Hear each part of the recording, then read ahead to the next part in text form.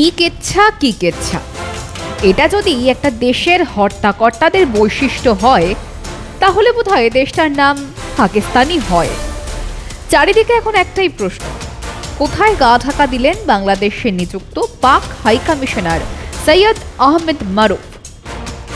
ভদ্রলোক বাংলাদেশে অতি সক্রিয় কার্যকলাপ করে থাকেন। শেখ হাসিনা গদিচ্যুত হওয়ার পর বাংলাদেশ পাকিস্তানের সম্পর্ক মজবুত করতে বিশেষ উদ্যম নিতে দেখা গিয়েছিল তাকে।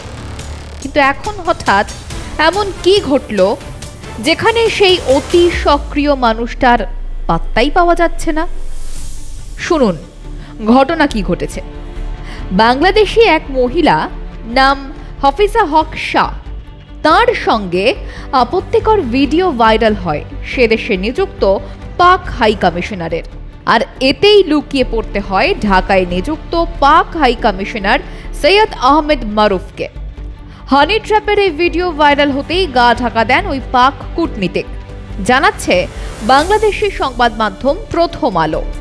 মুখ পুরল পাকিস্তানেরও।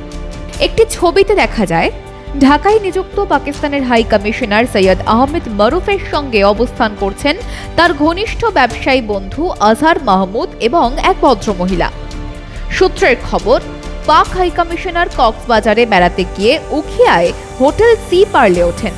সেখানে হাই কমিশনারের সেই মহিলা সহ সঙ্গে ছিলেন বন্ধু আজহার মাহমুদ। কে সেই মহিলা? বাংলাদেশ ব্যাংকের সহকারী পরিচালক এবং বৈদেশিক মুদ্রা ও নীতি বিভাগে কর্মরত। মারুফকে খুঁজে পাওয়া যাচ্ছে না। এত ক্ষমতাবান একজন কূটনীতিক স্রেফ গায়েব হয়ে গেলেন, নাকি পাকিস্তান বিপদে পড়ে তাকে সাইডলাইন করে দিল?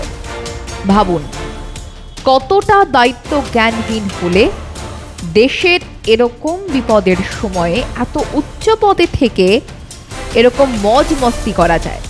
এটাই চরিত্র ইসলামের ধ্বজাধারী পাকিস্তানের নেতা এবং পরিচালকদের। ইসলামের নামে সন্ত্রাস করতে নামা যুবকদের প্রতি একটাই আবেদন, বিপথে যাবার আগে আপনারা চিনে রাখুন আপনাদের নীতিহীন পরিচালকদের, যারা ইসলামের নামে ব্যবহার করছে আপনাদের। ব্যুরো রিপোর্ট, মাধ্যম।